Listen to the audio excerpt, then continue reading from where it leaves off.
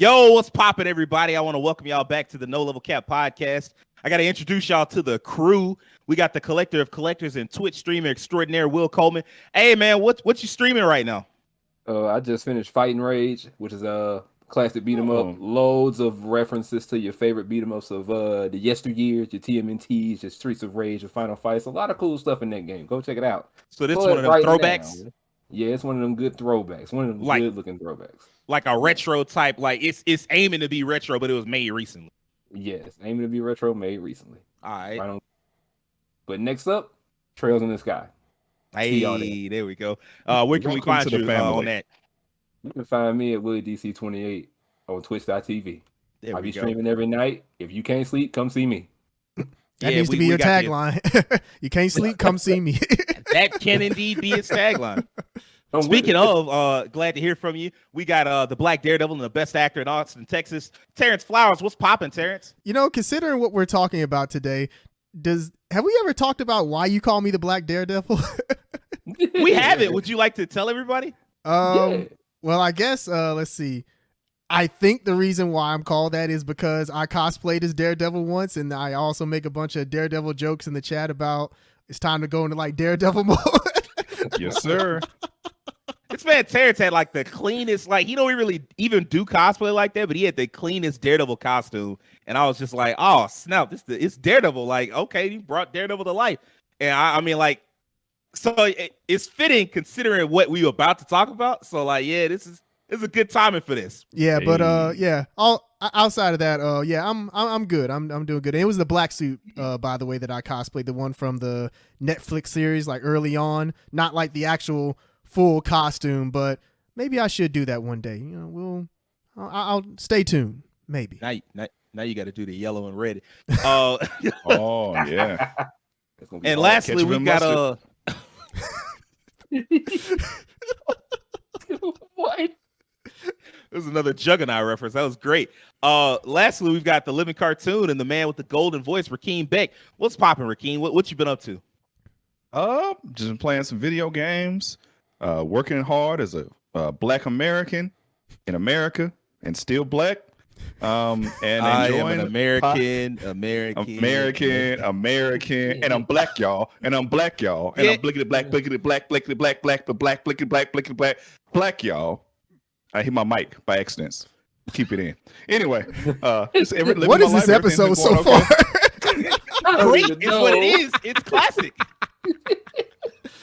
I don't know. Just ready for this podcast episode and ready to get into this conversation. And lastly, I am Sage Ashford, the man who won't shut the fuck up. Y'all know No Level Cap podcast. We talk about all the anime, all the gaming, all the nerd culture, none of the bullshit. We are back with episode 32, I believe. No Level Cap, y'all know it goes live every Monday morning. If you prefer the video version, we're on YouTube. If you're a fan of the audio version, we're on Spotify as well. And we put up bite-sized clips of our podcast on TikTok and on Twitter, just in case you got a short-ass attention span. We there for everybody. We there for you. So this week, we getting away from the anime. We getting away from the gaming. I mean, like, gaming kind of dry right now anyway. Like, I don't know if y'all noticed, like, it's not dry if you like playing video games, but as far as like hype news and shit to talk about, it's dry as bitch. And it's going to be dry for a little while. I guess Gotham Knights, if y'all trying to get into that. But other than that, it's looking bad. It's looking bad. Like, it's boring. Like, I write about video game news, and like as far as like hype trailers and hype shit, we out of there. It's over with. It's over with. And you know what it is? And this is an offshoot, but like, you know what it is? It's a balance.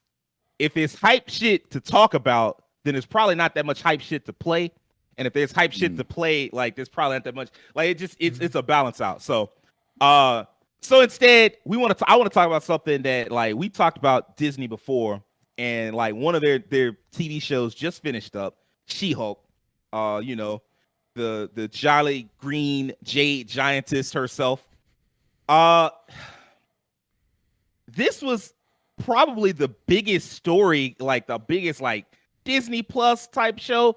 Not necessarily because everybody was hyped, but because people everybody had so many fucking opinions about it. Yeah. Everybody wanted to say something. And, you know, like at first it was the CGI. Like, we got to look at what she looked like. And everybody was like, oh, she looked like Shrek or whatever the fuck.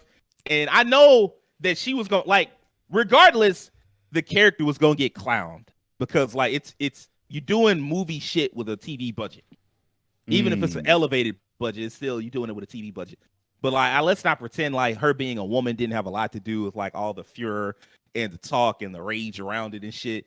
So like people just couldn't shut the fuck up about this show. And I mean, you know, of course, I mostly keep up with the MCU. I've been kind of out of it with Phase 4. I don't know about y'all. Yeah.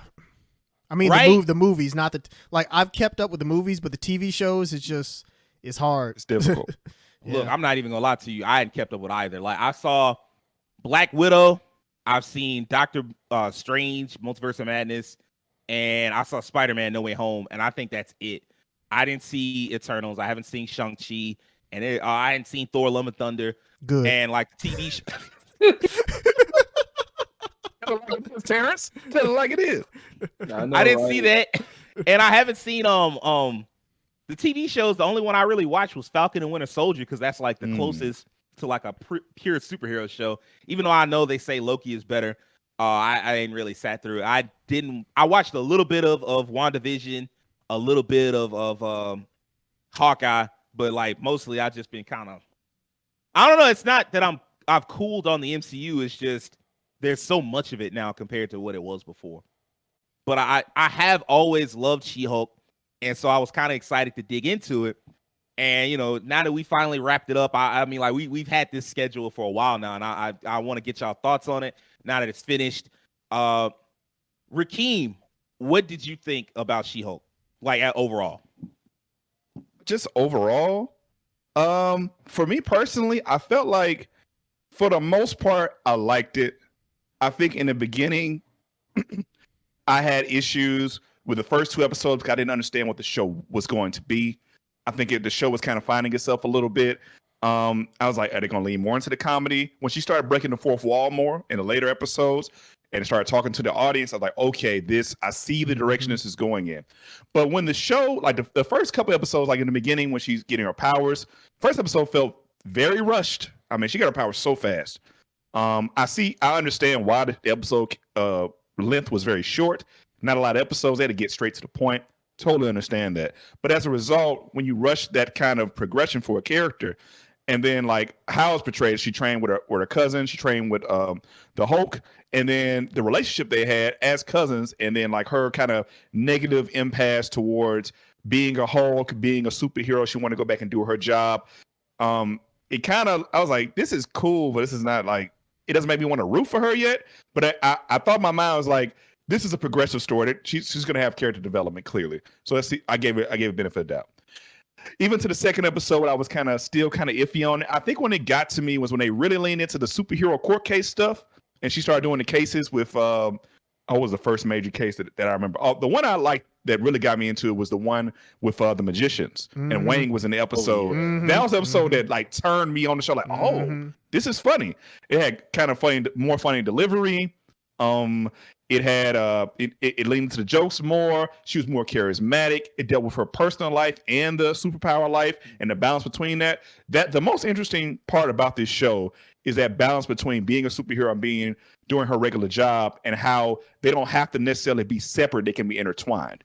And her conflict with that balance in life, like she has, a poor relationship with men. She has issues with, relating to specific men. And now as adding the She-Hulk thing, a part of her, I think, thought it would be easier to be attracted as She-Hulk, but actually became a little harder because there's people out there who want her just for her She-Hulk portions, and some people who are driven off by She-Hulk and just want to deal with Jen. So she has to balance that fact.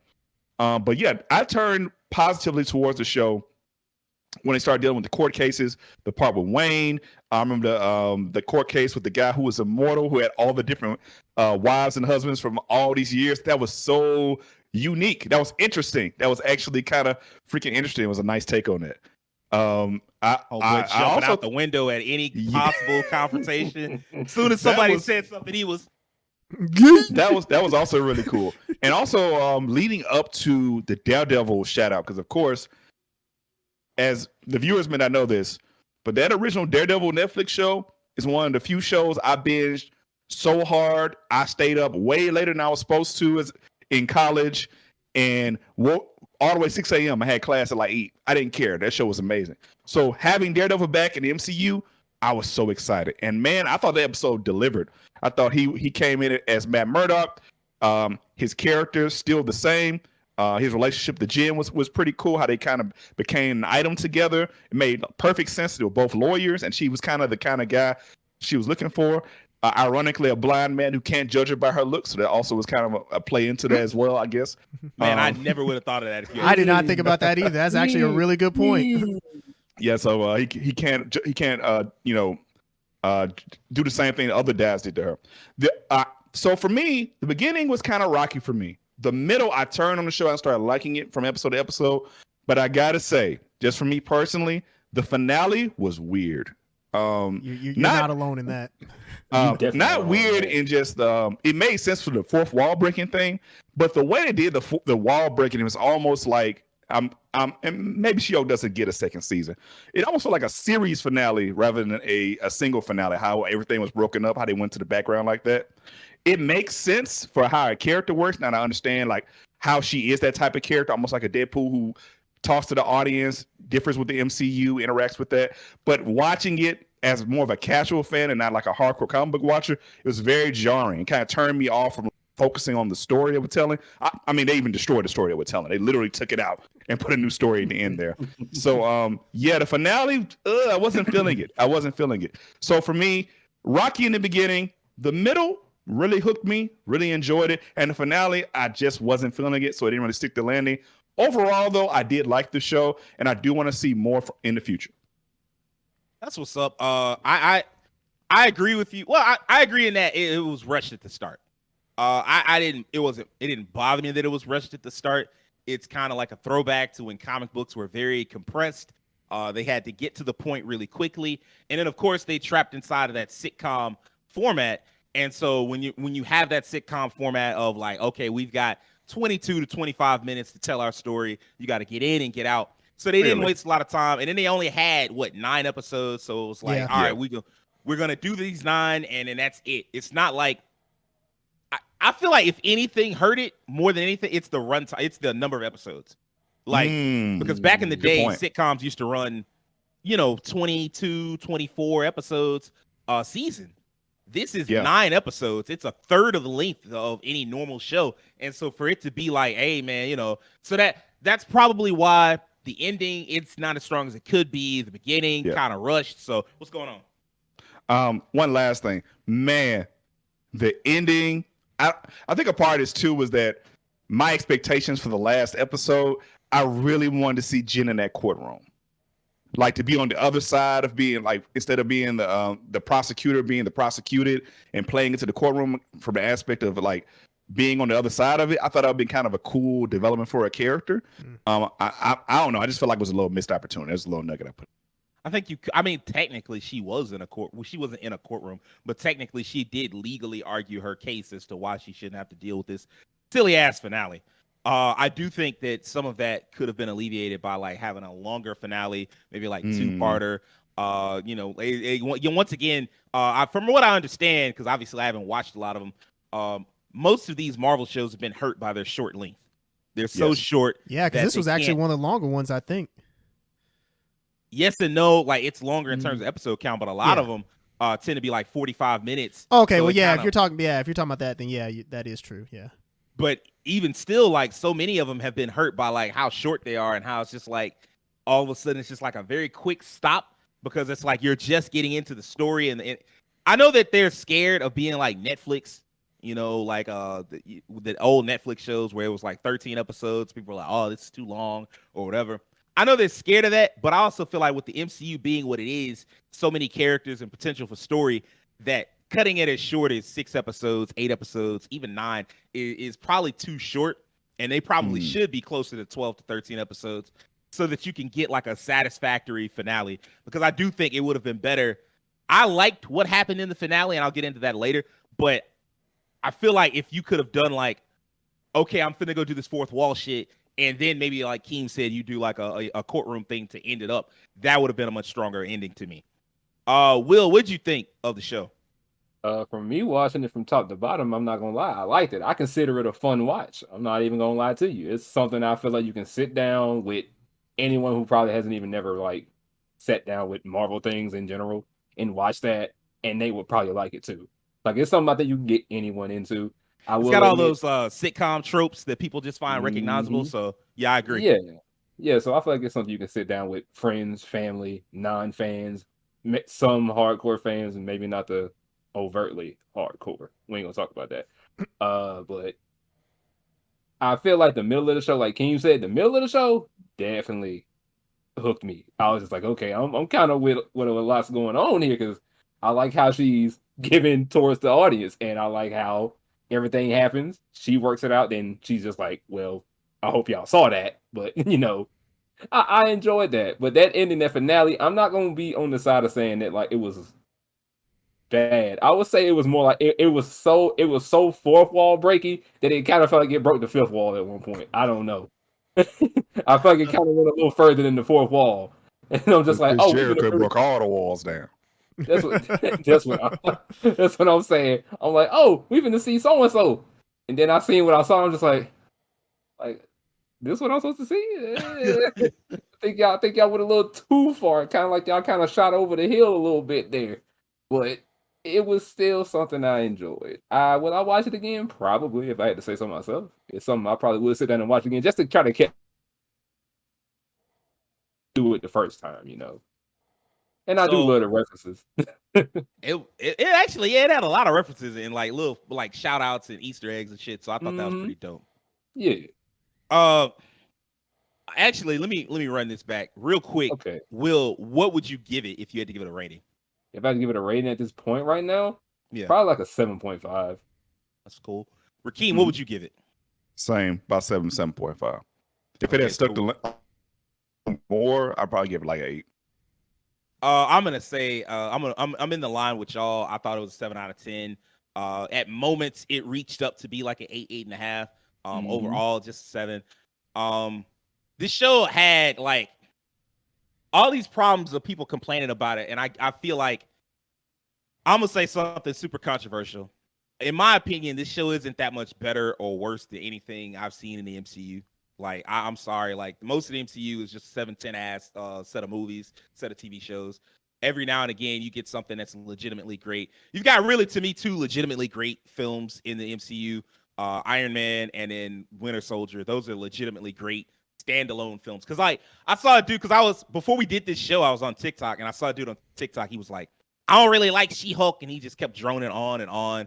And, I'm not going to call the dude sexist because he didn't really like hit on those sexist critiques, but he did say something really dumb where he was like, would you be invested in She-Hulk if it wasn't in the MCU? And I was like, that's a nonsense point because the majority of the MCU isn't all that great. It's not fine films. It's not excellent. Would anyone have really seen Thor had it not been part of the MCU? Hell no. In fact, like even you wouldn't even seen Thor Ragnarok. You'd have never got that far. Like it's no way, because like Thor 1 was Thor 2 was bad, and then Thor 3 was good. That's too long. By the time you get to Thor 3, it's like, hey man, I ain't watching. Like, Keem never watched past Thor 1. He saw Thor 1, was like, that's enough for me. So you lucky that you got all of that. And then like that's the thing. To me, like the MCU, most of its good films are only good because they're in the context of the MCU. Like Civil War, that shit only works because of the context of the MCU. Endgame, Infinity War, those mostly work because of the and then like more so than any other film, No Way Home works because of the context of the MCU. Just because you get to see all the Spider-Man show up. And then those are the only films that reach great status within the context of the MCU. And to me, damn near all the rest of the films are just And so for people that I like, it bothers me to see so many people hop online and be like, oh, this is terrible, this is garbage. It's fine. It's the quote, fine, actually. Like it's fine. They don't like the MCU has never matched up to the comics. This isn't anything new. They'll never be David Michelinie and Bob Layton's Iron Man. They'll never be Chris Claremont and John Byrne's X-Men. They'll never be Hickman's Avengers. Some of that is down to the medium. Some of that is down to being live action versus like being animated, which I think most of these problems could be alleviated if they were animated. At certain things you can get that you can't get when it's live action. But I do love this show. Like there are things about it that I do love. Like I love how this show opened the MCU up to being weird and funny, like the Marvel Universe is. How you can just get like random superheroes or super characters, like not superheroes, just people with superpowers, and like just randomly like, man, where this motherfucker come from? You know, like Keem brought up Mr. Immortal. I thought that was cool, and like there are other characters that we're gonna talk about when I ask the next question. But like there are other characters in here that's just like these are cool. Mr. Immortal, he killed himself the second he was minorly inconvenienced.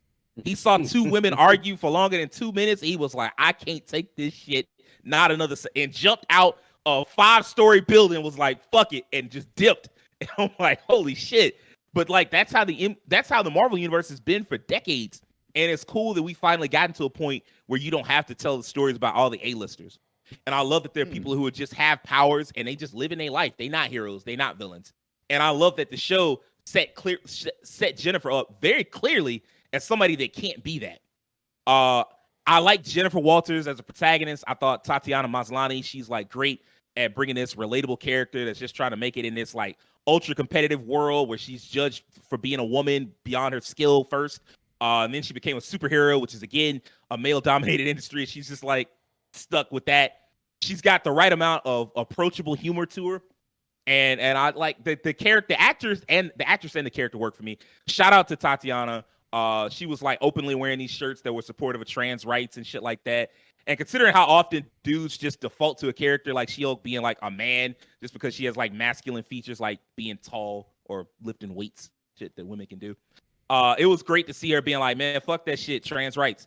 And I know there are a lot of trans women that see parallels between She-Hulk and transness. And I think it's cool that Maslany was like openly supportive, especially considering how half-assed Disney will do support for the LGBT community. You know, the first gay kiss, they've done that like 16 times. So like for her to be like more openly, like some shit you can't just edit out, I'm like, cool.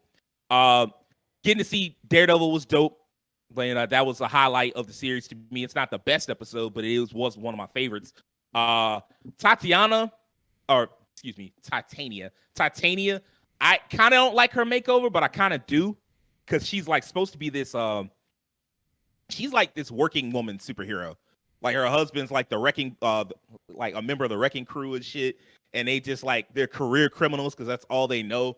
And for them to like reinvent her as like this person that's like, oh, I'm a fancy influencer and I make my money off of you know, my image and my looks and shit. I'm like, I kind of don't like that, but it also makes sense for the context of the world and like the working class superhero. You could probably do that somewhere else. This is a lot better than like the OG Savage She-Hulk that they like threw shots at like in the last episode. I was like, okay, because like the Savage She-Hulk, I've read that comic book. I read it from beginning to end. It sucks. It was god awful, and it features characters like what's my man's name? What's the nigga that thought he was dating Meg Thee Stallion?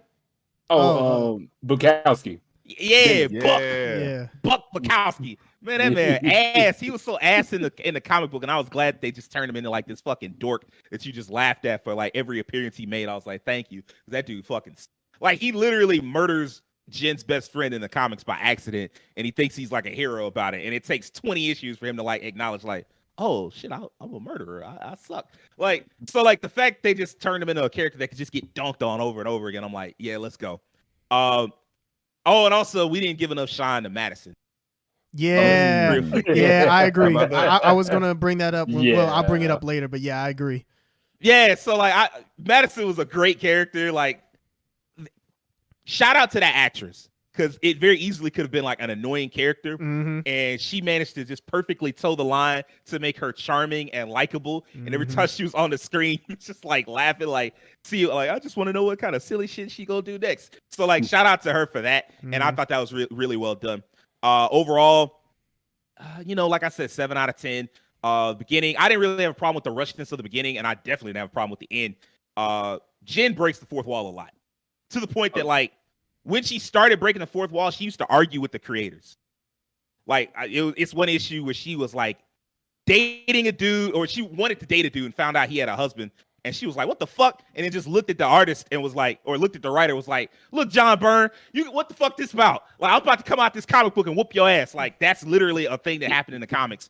One time she fought a villain and she couldn't get to him because he had like these reality powers, and she was like, well, fuck it, and like tore a hole in the comic book panel, just like the last episode, tore a hole in the comic book panel and just walked across some ads, and then like walked back into the comic book, was like, yeah, I'm here. I'm like, all right.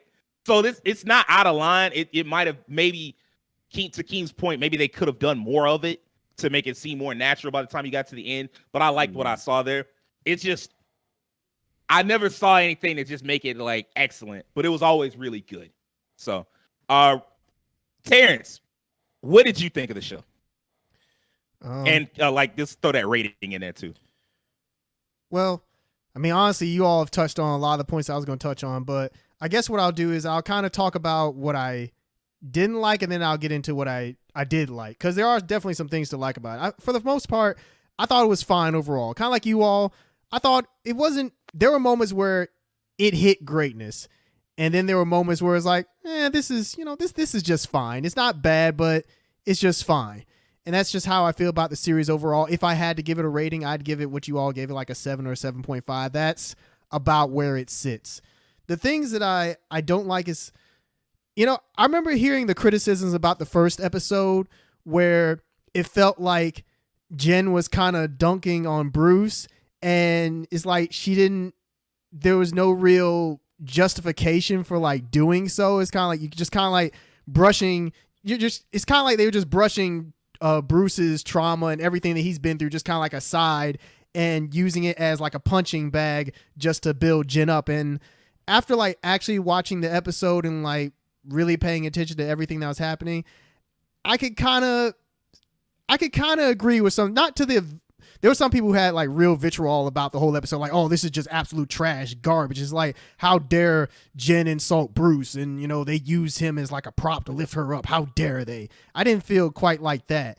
I just felt I kind of agree to an extent with what the criticism was about that, because I do think that they kind of lowered Bruce a little bit just to lift Jen up, and I feel like they really could have done a better job at that, or at least made it where they both came to they did come to an understanding at the end of the episode, but I don't think Jen really acknowledged that what she said wasn't really was like hurtful in a way. They kind of just brushed it off. I'll put it that way. And I think had the situation.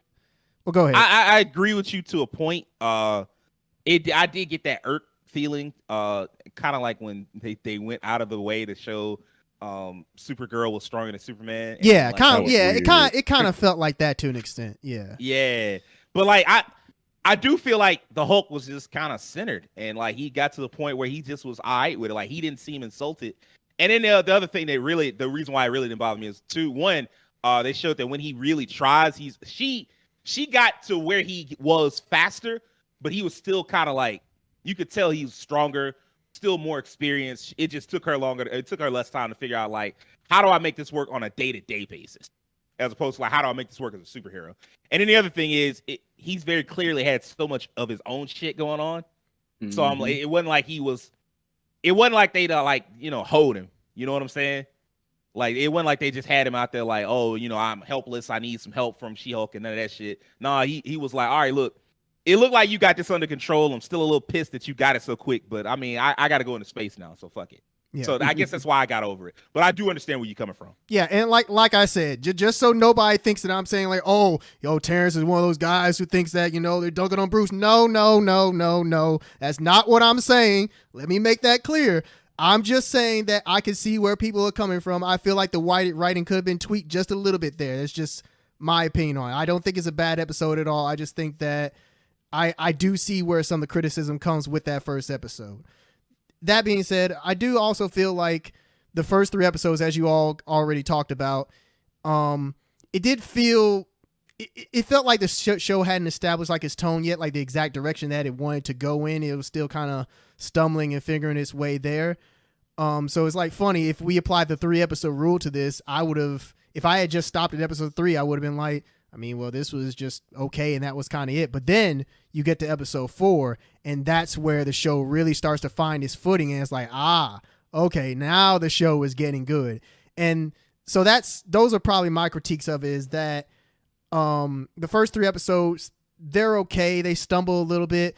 takes a little time for it to pick up steam, but once it does, I feel like it does get there and it starts to become really entertaining. The finale, I will say that the finale was definitely meta. It was probably the most meta thing I've ever seen. It was when they showed the Disney Plus screen with all the shows on it, I legitimately thought that maybe I'd accidentally pressed the wrong button and like backed out of it. But then she showed up as like, oh, okay, this is part of the joke still. And then going to the office with Kevin, and I assume Kevin was supposed to be Kevin Feige, but then Kevin was a robot, and it's just that. Go ahead. Let me ask y'all something. I feel like it would have been better if it had been actual Kevin. I think it would have been better if it was actual Kevin. I was actually expecting. I was watching it. I was expecting Kevin to show up because I was like, because I mean, they made jokes about like, oh, Kevin's too busy. It's like you don't talk to Kevin Feige. Had Kevin Feige actually showed up, I think that would have been legit. But I think maybe they just didn't. I saw what they were kind of going for with the robot thing, like the idea of like the MCU feels like it's a factory thing and it's made by robots and shit.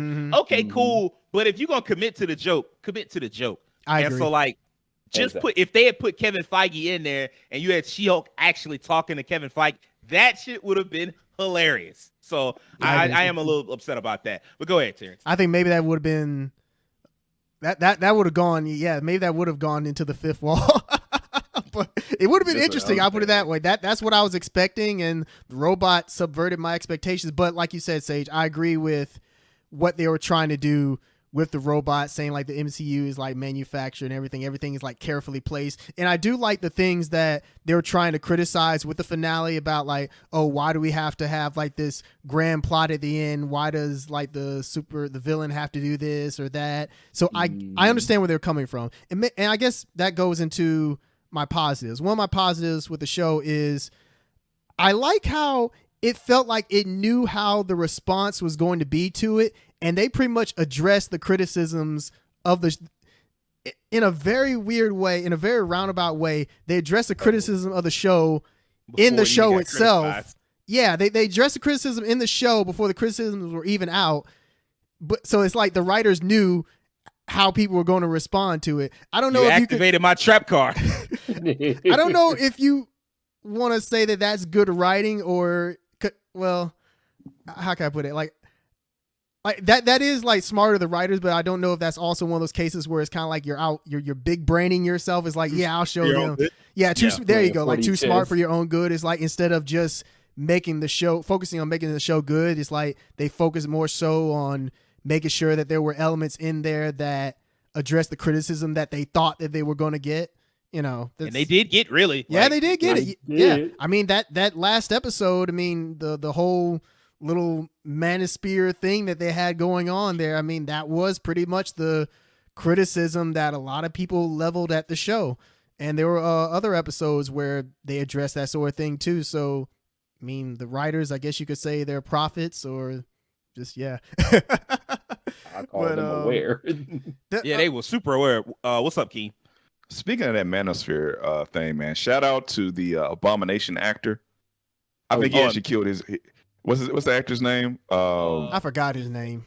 I forgot him, but I know him when I see him. Yeah. I felt like he actually I felt like he actually did a really good job portraying like this Abomination turning over a new leaf. I think when she took over the Abomination case, that was like, whoa, that's a hell of a plot twist. That was like the first big twist where I was like, oh, this is interesting. I'll see where this is going. And I thought like him having a reformed villain circle and everything, that was pretty interesting. Yeah. The really weird ending though, with him still doing the talks as Abomination, and then like the story that kind of didn't wrap up how I liked it, but I actually liked the actor performance very much. Yeah, it just felt like a easy way to send him back to jail, and I guess then at the end Wong breaks him out again, so I don't know. That is one of my criticisms with the finale, is that they pretty much they undid a lot of things, so it's like, why have them happen in the first place, Yeah, I see what you're saying. Yeah, but anyway, getting back into other stuff, I do like that there are plenty of Easter eggs in the show, and like you mentioned, Sage, like a bunch of like the C or D tier, D tier, if I could speak. Tier. Yeah, D tier, yeah. Villains in the show. that episode where they had the reform circle, I'm sure that was a nice little Easter egg for like comic book heads out there, I guess. But yeah, once they fully embrace the fourth wall, like in the middle, I feel like the best part of the series was the middle. Like episodes like 4, 5, and 6, those were the best in my opinion. And of course, when Daredevil showed up, that was good too. But I mean, that's Daredevil. I feel like that it's kind of like cheating. but yeah, when they started to embrace the fourth wall, the tone, when they got the tone right, when, like you said, Rakeem, when they started to find that right balance between, you know, Jen learning to Jen having her own thing going on, then She-Hulk having her own thing going on. I feel like that's when, in like balancing the two, I feel like that's when the show was at its best. But I agree. Overall, I would say that it's like a 7.5. It's not a bad show by any means. It doesn't deserve nowhere near the level of vitriol that a lot of people on the internet have been giving it, calling like the worst thing out of the MCU. Yeah, can we talk about that for just a second? Sure. Like, I think it sucks. Yeah, fuck them. Because I think it sucks that we have so many shows about like white dudes, straight white dudes. It's just like 7 out of 10. It's fine. It's whatever. And nobody says shit. Everybody's just like, yeah, you know, it's a show that's on television. I feel like maybe this show might have gotten more heat than Iron Fist in some ways. Hell yeah. When nobody online, like it's no way. Like if I type in She-Hulk right now, I ain't gonna get nothing but a bunch of angry dudes yelling at a camera, talking about, oh my God, this is the worst. They're ruining the Marvel Cinematic Universe. I'm getting all that bullshit. And it's all right. It's okay. Like, it sucks that you just can't make a show about women or about black people or about like any marginalized group. It sucks that it just can't be a show. Like, how was it? It was a show. You know, like I watched it. I enjoyed it. I didn't feel like I wasted my time, which is not the highest praise you could get, but it's certainly high praise because it could be some shit that was literally garbage. And like, it sucks that we just can't get that. You know, like it sucks that we have anytime non-white dudes are involved, it's got to be like top tier Breaking Bad or type shit. Otherwise, everybody like this shit the worst piece of garbage. Like, oh my God, fuck. Relax, nerd. Relax. Shit. You feel like kind of puts a target on his back, so to speak. Which is fucked because this is like, you know, as soon as you know, it's like just existing. It's like, yep, you know, we got to take some shots now. Like, yeah. Terrence, were you done? Like, that's pretty much it. It was like, that was it. Okay. Will, let me ask you something, man. What was your favorite episode? Would you say? Oh, that's easy. That's when Mr. Invincible came along. When he showed up, bro, I'm just like, I know this is going to be some foolishness. What's so bad is that when they was talking about how he could, like, you know, just, I could die in a legal sense. No, like, I can die, but, you know, I regenerate, I get back up. Yeah. I'm like, that's kind of crazy. And, like, I ain't going to lie to you. In the middle of that talk, and he jumped out that window, I had my head turned for a split second. I heard the glass shatter. I'm like, what happened? And I look, and this man is getting up off the security car and picked up his hat like it wasn't nothing. He even looked back up at him and was like, I see you. And then just walked off. Just like, bruh. That was crazy. What man is this? How is he just walking about? It's a great question because he is literally a horrible person. He was walking out on wives and husbands and like any type of relation. As soon as he was like, I mean, you know, I got tired of him, so I left. What's up, man? I will say that one thing that's really interesting about the show, I like how this is probably the first Marvel show that just fully embraces that just superheroes just exist in this world. It's like they just exist. They just show up. You can, no matter what rank you are, they're just people now walking around with superpowers. I mean, they don't need any kind of explanation, no backstory or anything. They just exist. They just here. Yeah. That is definitely kind of. I'm sorry. Go ahead. No, go ahead, Keith. You good? Yeah, it kind of reminded me of the show Powers, except not macabre and dark. I feel like this is a reference to make Sage macabre and dark. Sorry. Macabre and dark. Go ahead, Sage. For the viewers out there, I always say the word macabre instead of macabre, and it drives Sage up the wall. And it's been a thing for years now, and he is always corrected for me. So he is literally holding himself back right now from just going off every time I say macabre. Going on the I wasn't gonna say anything. I wasn't gonna say anything. Once he corrected himself, I was like, you know what, you got it, bro. Because But I was only gonna correct you because I was like, man, I know the comments would have nonsense to say if I just let this go slide. But once you corrected yourself, I was like, okay, it's fine. Feel free to comment about the macabre if you want to. We can have a full debate. But I just think like I said, like that. In fact, that's the thing I like the most about this show is how normal they're starting to make superheroes and superpowers feel. Like you can still have the big stuff. You know, when Kang the Conqueror show up, I don't expect a whole lot of jokes. When you got this guy that can hop around time and has, you know, entire armies that he pulled from the future and he conquered the time after the superheroes and all that shit, you get serious again. But when it's like the day-to-day stuff, it's like, all right, at a certain point, you just kind of get used to superpowers.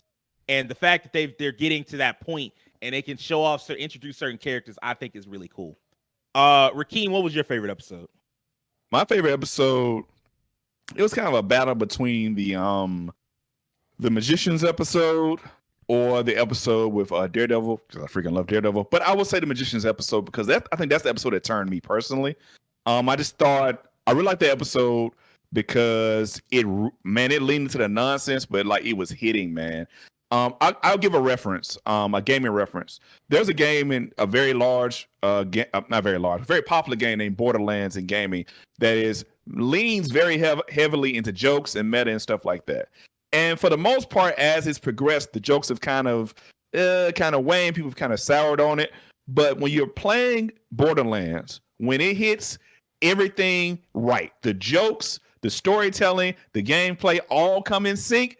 It's magical. And that's how I felt like this episode, like everything was hitting on all cylinders. I got the character development with Jen and her relationship with Min. You got the comedy aspect of it. The middle-aged lady who was like with the drinks, hopping between dimensions, hanging out with Wayne, spoiling Sopranos. All of that was hitting, and I really actually enjoyed it. Her jumping from sleeping with one guy, about to sleep with a guy, to jumping through a portal and fighting off demons from hell before she comes back and gets the wood laid on her. Well, she laid the green down on him, to be honest.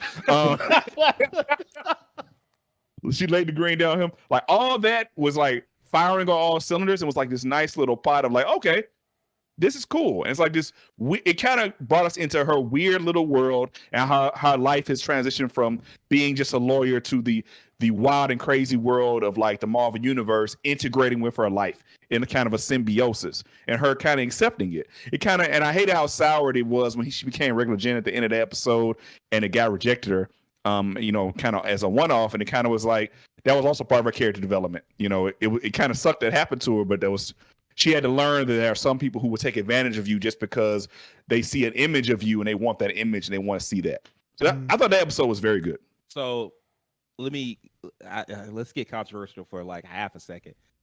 All right. How wrong was the guy in that scenario? He didn't know what she looked like. For him liking She-Hulk over regular Jen? Yeah. Because he didn't know what Jen looked like. That's true. All he saw was the photo of She-Hulk, and he was like, "Oh shit!" The like, Tinder thing. Oh yeah, he did. So he went out with She-Hulk, and asked her, and then he see Jen, and he like, "Who are you?" Now, I mean, like, for you not to look deeper into somebody is still trash, but like, didn't she kind of lie to him like a little bit? That's an interesting point. I feel like that's one of those.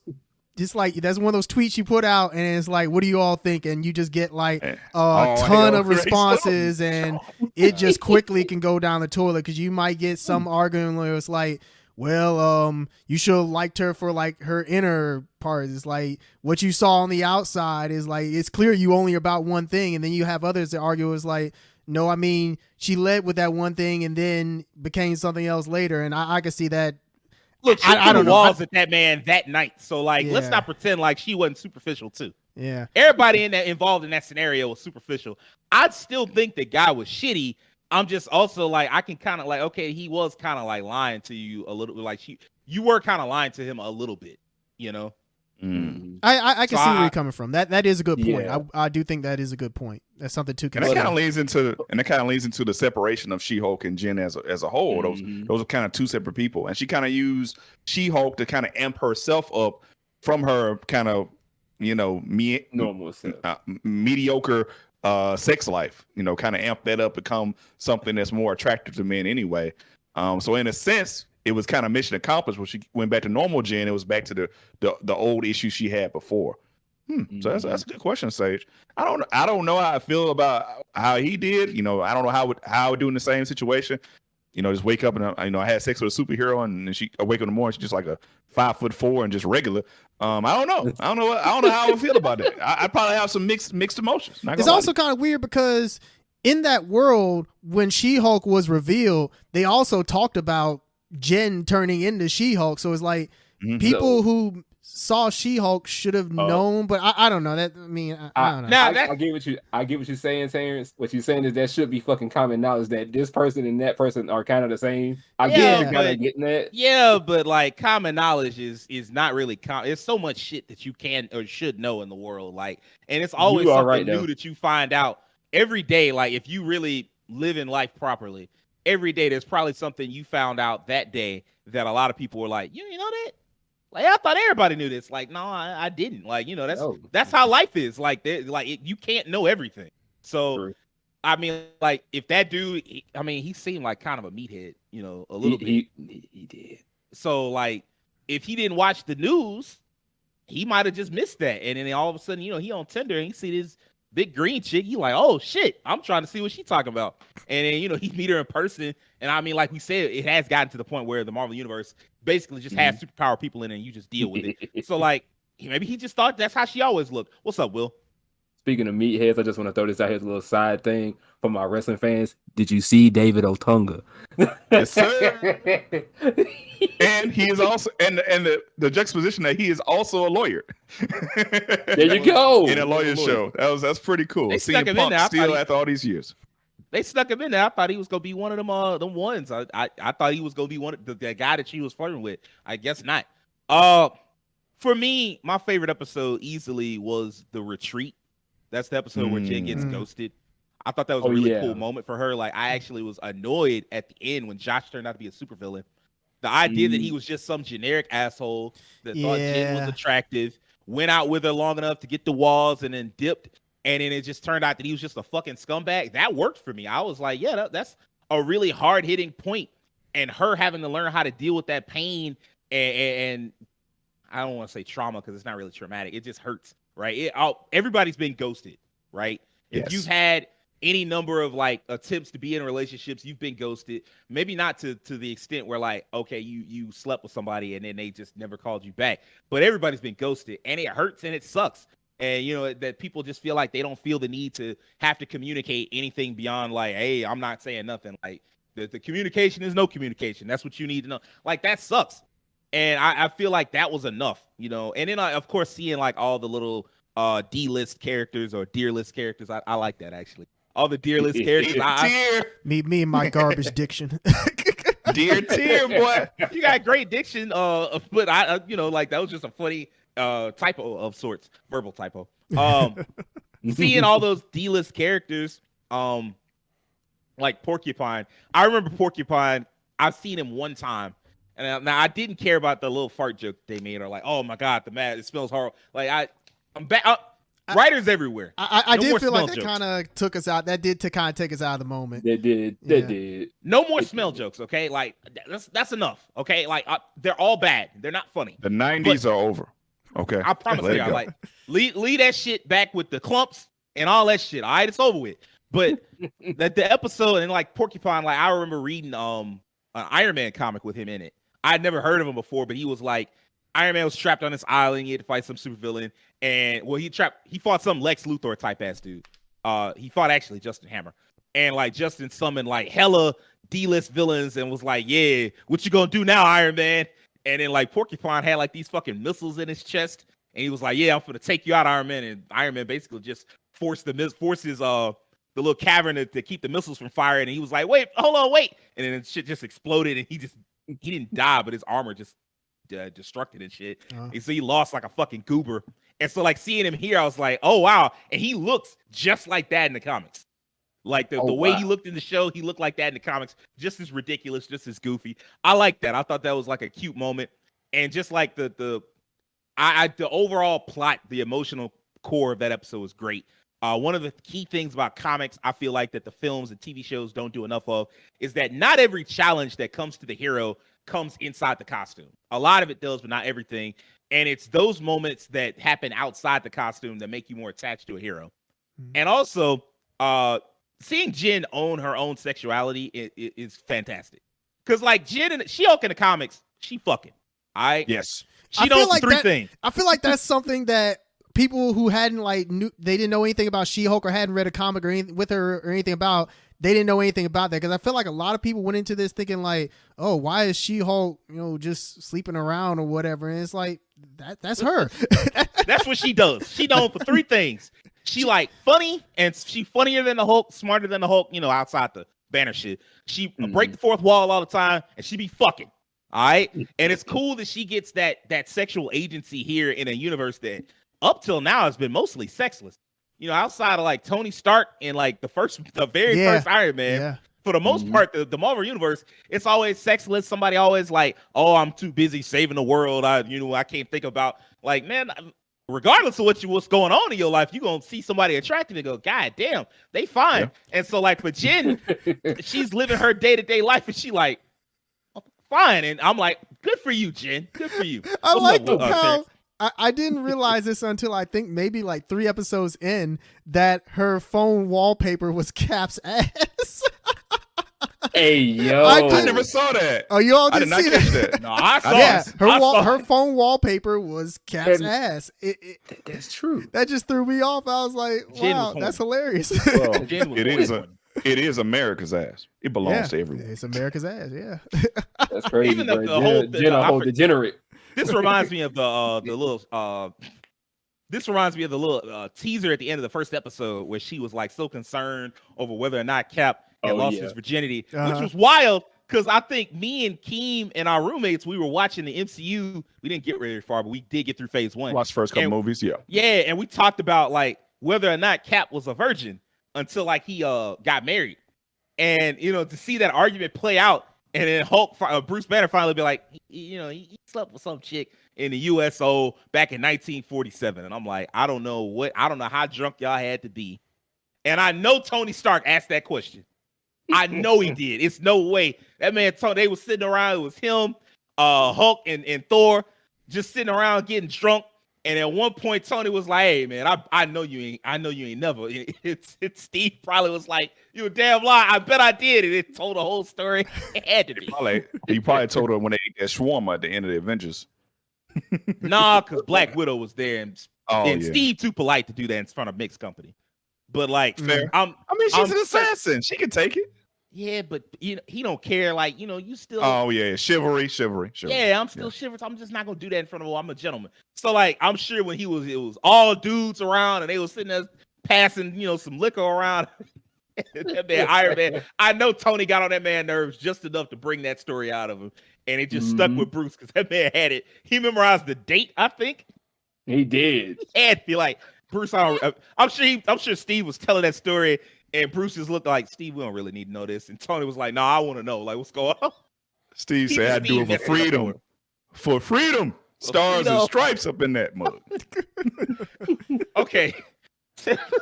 Terrence, what was your favorite episode, man? My favorite episode was episode 4 by far. I agree with a lot of the points Rakeem made. That episode, everything clicked. It was firing on all cylinders. Wong's appearance in the episode, Benedict Wong as Wong. He's just excellent at it. Like, he has it down to a science now. You throw Wong in anything, and I think you can't go wrong with it. He's just really good at just kind of like dipping in and just making appearances wherever he needs to.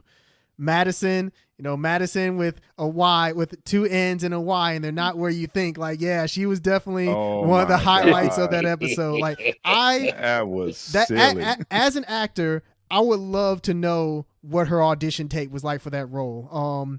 Just because for a kid, like excellent. Yeah, like you said, Sage. I think it was you that said this, Sage. Is that I feel like it's very easy to play a character like that annoying, but sometimes you get those, and I'm just talking from the acting side of things. Sometimes you get those kind of scripts where you kind of have to find the nuance in the character and understand what the writers are kind of going for. And I feel like that was one of those characters where you don't just play her off as just some like ditzy drunk, even though that's what she is. You have to find like the slight touches in there to give her to like really bring her to life and make her funny. Unspoken layers. Yeah. The subtext essentially. Yeah, the subtext of the character. But yeah, like her whole relationship with Wong was hilarious. You know, Wong watching The Sopranos and her spoiling it for him, and then at the end, her sitting there with him, and they just like friends. It was just really just cute and just funny. Let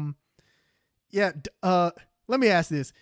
Is Donnie Blaze like a real character in the comics, or was his name just like meant to be like a pun on Johnny Blaze? It was a coincidence, I think. Really? Huh. I don't think there's a Donnie Blaze in the comics. Okay. Now, I could be wrong. In fact, let's just check. If there now isn't, let's go to Sagepedia. If there isn't, I just think it's hilarious that, you know, if there isn't a Donnie Blaze, I feel like that has to be a rip on Johnny Blaze Ghost Rider. So, you know. Absolutely. No. Yeah. No, he's there not isn't? real. They just made that character up. Interesting. Oh, Well, okay. I mean, He's well, original. Glad you brought him up, actually. Shout out Reese Coiro, I think his name is. He played what's my man's name? Matt Walsh. Not Matt Walsh.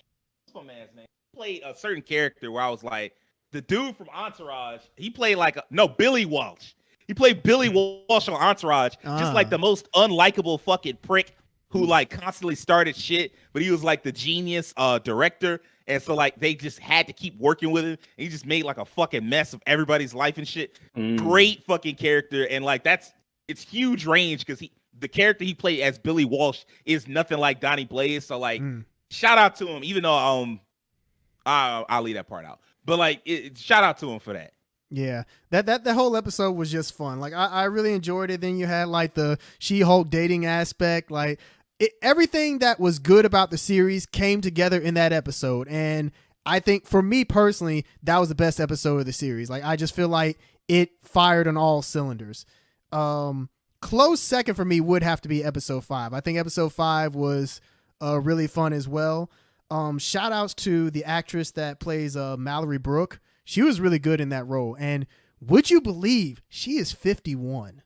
Yes. I think we looked that up. Yeah, Renee Goldsberry. Yeah, she is 51. That I thought she was like fresh in her 30s or around like our age. Like, in fact, she's 51. I mean, I want to age like her. Man. I want to age like her, but yeah. Going to the gym tonight. But yeah, episode 4 was my favorite one. That was the episode that put the biggest smile on my face and got the most laughs out of me. So yeah. All right, last question. Where do y'all think She-Hulk and Hulk go from here? For me, I feel like She-Hulk has to be on Daredevil. Yeah. Mm-hmm. It was one thing when it was like that one-time fling that they had.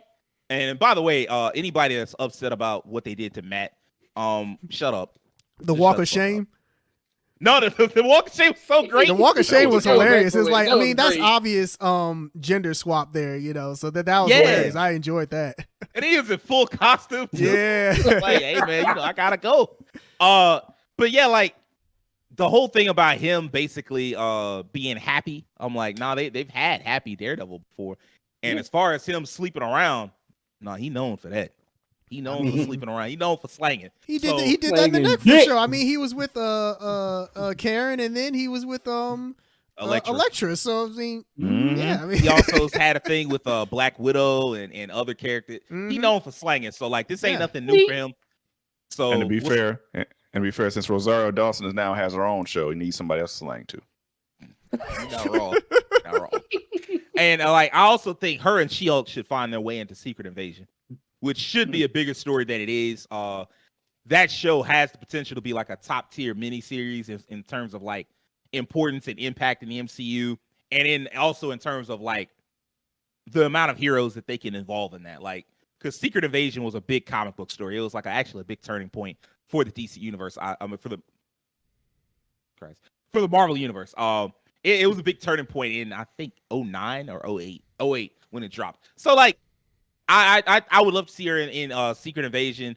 Short of that, I have no idea when you see either of them. So I'm interested to hear what y'all answers is to this one. Rakeem, what do you think? I'm gonna have to agree with you. I'm definitely thinking we're gonna see She-Hulk in the Netflix show. I'm not Netflix show. I'm so sorry. In the Daredevil reboot. See, my mind's still on the Netflix show. That show was fire. I'm sorry. But see her in the Daredevil reboot. That's just a logical conclusion from the end of her series to the next. And I wonder, and this is kind of sad that if it's true. I wonder if her being a side character in that show turns people's opinions about her character. Because I feel like her playing a Daredevil show will play more to her strengths without, having to focus just on her comedic strengths, her timing, her charm, and stuff like that related to Matt Murdock. I wonder if people will kind of turn more positive towards her in the Daredevil show once he plays more of a side character role. I'm not sure. I just have a feeling about that. You have something to say about Sage? Go ahead. Okay. But as far as like seeing, it's not gonna happen. But I would just like to have a freaking Hulk show or movie. The tease at the end with his son, of course, that's a reference to Planet Hulk. Shout Brought that man in with a whole fade and everything. I'm like, shout out to his barber. Shout out to his barber. That man Fade was back there. That man Fade was back there high fiving the son. I'm like, God damn, this shit far back. I gotta say, have to see his barber. I gotta say real quick. As soon as I saw him, I was like, man, you come in here with this yiggity ass haircut. That's why you can't get no. That's immediately what I thought.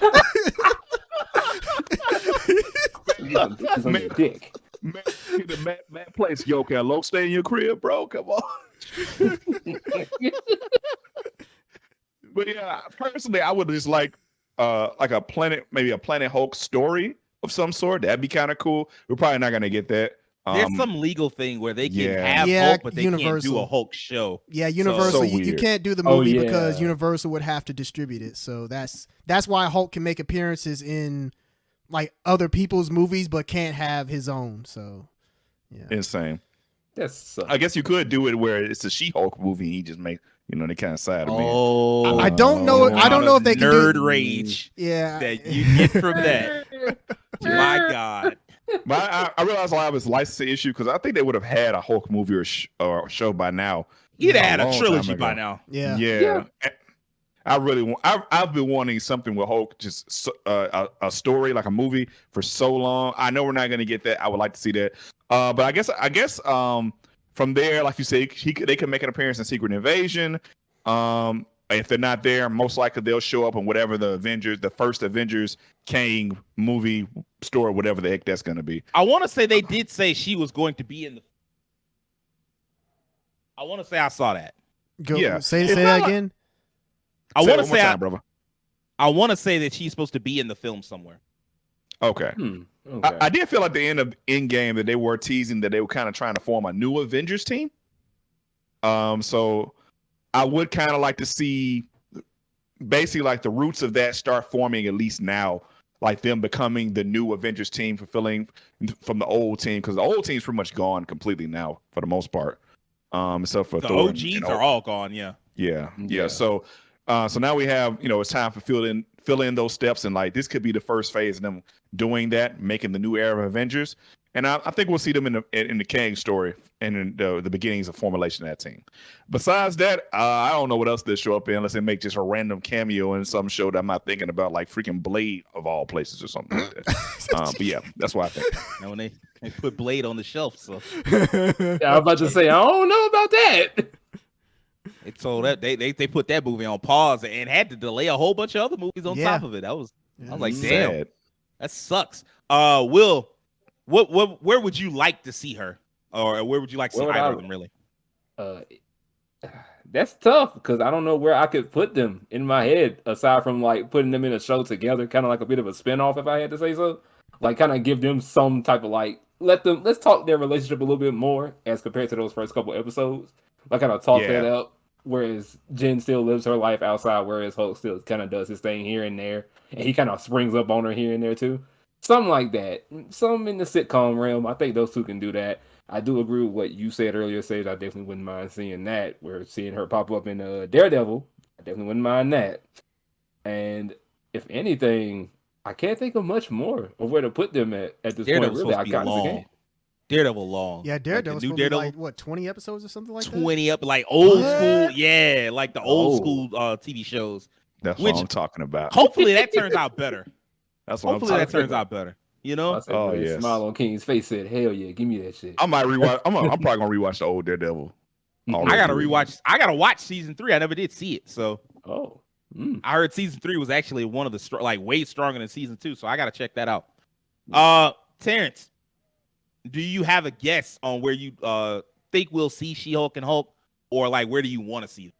So I was real quick. I was looking at a list of like yeah, you the cheating like I was. Yeah, like the planned TV shows, and honestly, yeah, I think Daredevil. Well, as to where Hulk will appear, I'm really not sure. I'm assuming maybe. Well, he's not in space anymore, so it has to be on Earth. I really don't know where Hulk can appear next. I'd have to look at the list of upcoming movies and see. So I have the list of upcoming movies. Okay. The next 6 movies after Black Panther, because obviously I wouldn't see either of them in Black Panther. Phase 5 has Ant-Man. Well, yeah, there's my Ant-Man and the Wasp, Quantumania, and them. yeah, and them, yeah, and them. Guardians of the Galaxy Volume 3. Okay. The Marvels, Mm-hmm. Captain America: New World Order, Thunderbolts, and Blade, which got delayed. So I don't know where Hulk shows up. I'll be honest. I have no Yeah. idea. She-Hulk, I agree that I think she'll show up in Daredevil. Just in the same way that Daredevil showed up here for 2 episodes. I think she'll show up maybe about like 1 or 2 episodes. What angle they take with her character really depends on like the tone they take with the show. What were we gonna say, Rakeem? I was thinking about it. Could they make a cameo in Fantastic Four? that's so far off, though. That's actually a good point. Yeah, like her in Fantastic Four would make sense, but yeah, you're right. That is kind of far off. I don't know. I'm just making that. I'm making that reference. I'm sorry, making that reference specifically because as a kid, I watched the whole cartoon show, and her dating Ben Grimm was one of my earliest childhood memories. So I remember this. Yeah, she's a longtime member of the Fantastic Four. Like she joined up in like the 80s, I want to say, like the early 80s. So it would make perfect sense but like the thing about it, since it's a movie, you'd want to focus on just the core 4. Yeah, if I it were agree. a TV show, I'd be like, yeah, it makes perfect sense to slide her on in the TV show. But as long as it's gonna be the film, like the first film, probably just the main 4, and then you could probably sneak her into the second film. I can see both of them showing up. Like the scale would be big enough for them in Thunderbolts and Captain America, depending on what the stories were. Yeah. And I guess that's the thing, is that we don't really know what the direction that any of these movies or TV shows are going to go in yet. So it's kind of hard to place them in a sense. But one thing I did want to say real quick is something that none of us have talked about. Shout outs to Jen's costume. I really liked her costume in the show. I thought like even her shoes, like just her whole fit, I really liked it. I think that's arguably one of the better costumes in the MCU. And I mean, I'm not saying the MCU costumes are garbage, but just hers looks great. And I guess just another thing is that like the CGI, I know in the beginning when they showed like the first trailer, people were kind of like, it looks kind of like uncanny. I feel like you get used to it. Like honestly, after like the first episode, I just got used to it. It wasn't. Yeah, I don't think it was bad. I was like, it is what it is. It is what it is. Yeah, I don't think it's bad for TV CGI. I think that they did what they had to. I think it was good. What's up, Keem? You had something? Yeah. Oh, nothing. I was like, when did she first put on her traditional outfit, the purple and white? Because I feel like I didn't see that till like episode 7. It wasn't until Daredevil showed up. Daredevil showed up. Yeah.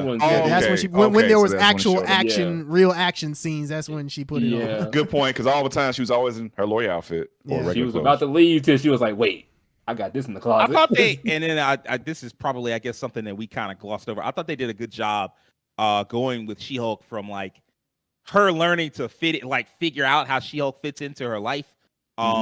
Because at first she didn't even have the right clothes for She-Hulk. I did mean to bring that up. I did think that was really, it was really funny how Jen was just walking around with these baggy clothes the entire time, and they would just grow into them.